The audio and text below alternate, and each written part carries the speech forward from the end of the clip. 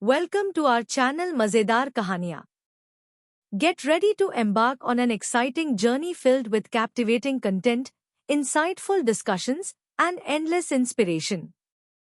हमारे चैनल में आपका स्वागत है। रोमांचक कंटेंट, ज्ञानवर्धक चर्चाओं और अंतहीन प्रेरणा से भरी एक शानदार यात्रा के लिए तैयार हो जाइए। The Girl Who Borrowed Light. Part 2. When Dreams Begin to Hurt. As Meera grew older, the town began to look at her differently. Earlier, people had seen her as just another quiet child, obedient, thin, forgettable. But now, as she moved into her teenage years, her habits stood out. She walked to school with books pressed tightly against her chest. She stayed back after class to ask questions.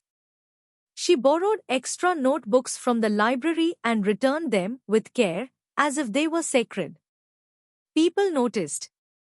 And not all attention is kind. At home, things grew harder. Her father's work became irregular. Construction slowed during monsoon, and some days he returned early, shoulders slumped, face covered in dust and disappointment. He tried to smile for Meera, but she could see the worry etched deeply into his forehead. Money became a constant whisper in the house, spoken in hushed voices late at night. Shanta often counted coins at the table, separating them carefully, calculating expenses again and again, hoping numbers would change if she stared long enough. Meera pretended not to notice. She ate less without complaint. She asked for nothing. When her shoes tore at the sole, she stitched them herself with thread borrowed from her mother. But school was changing too. Classes were becoming harder. Expectations heavier.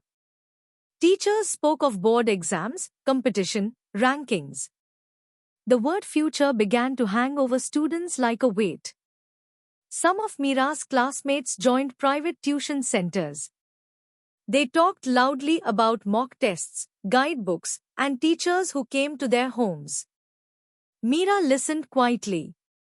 She could not afford tuition. She knew better than to ask. Instead, she studied alone. She woke up earlier than everyone else to revise chapters. She read while standing in queues, while waiting at the water tap, while sitting beside her mother as the sewing machine clattered endlessly. But effort does not always protect you from doubt. One afternoon, Meera received her mathematics test paper. The red ink at the top burned her eyes. She had scored less than usual. Not terrible, but not good enough. Her fingers trembled as she stared at the page. Mistakes she knew she could have avoided stared back at her cruelly. Her chest tightened. Was I careless? Am I falling behind? The laughter around her classroom sounded distant. Someone cracked a joke. Someone else complained about losing marks. Meera folded the paper carefully and slipped it into her bag, as if hiding it would erase the truth. That evening, there was no electricity. The candle burned low. Her books lay open, but the words refused to settle in her mind. Numbers blurred.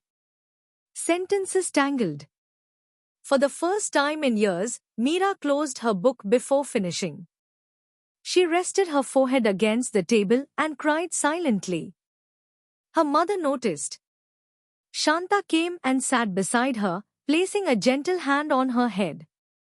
What happened? She asked softly. Meera hesitated. Then, in a broken voice, she said, I studied, Ma. I really did. But it feels like it's not enough. Shanta didn't reply immediately.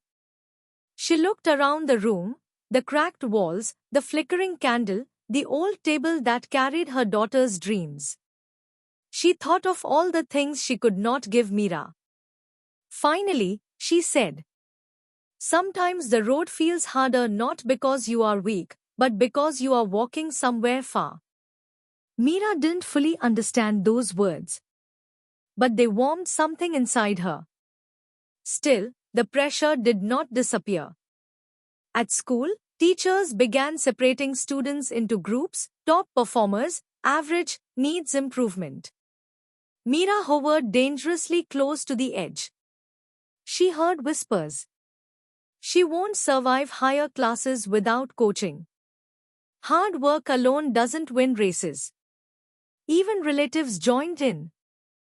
During a family gathering, an aunt remarked casually, "She studies too much. Her health will suffer." Anyway, what's the use? Meera sat quietly, staring at her plate. That night, her father spoke for the first time about stopping her education. Not firmly. Not cruelly. Just tired. "Maybe," he said slowly, "after this class, we should think practically." The room fell silent. Meera felt something inside her crack. She wanted to scream. To argue. To beg. Instead, she went to bed and stared at the ceiling, listening to the sound of distant trains passing, each one carrying people somewhere else. That night, sleep did not come easily. She thought of the candle. She thought of borrowed light. She thought of a future slipping quietly away. The next day, something changed in her. Not confidence. Not hope. Determination. She approached Mrs. Rao after class. "I need help," Meera said simply. The teacher studied her face, tired eyes, clenched jaw, quiet fire. Mrs. Rao nodded. "Then we'll find a way." From that day on, Meera stayed back after school. She asked questions without shame. She rewrote notes. She failed, corrected, failed again. Some days were unbearable. Some nights, the candle burned out before she finished. But she kept going. Because now, stopping was not an option. Video देखने के लिए बहुत बहुत धन्यवाद। अगर आपको यह कहानी पसंद आई हो तो लाइक, शेयर और सब्सक्राइब करना बिल्कुल न भूलें। मिलते हैं अगले वीडियो में।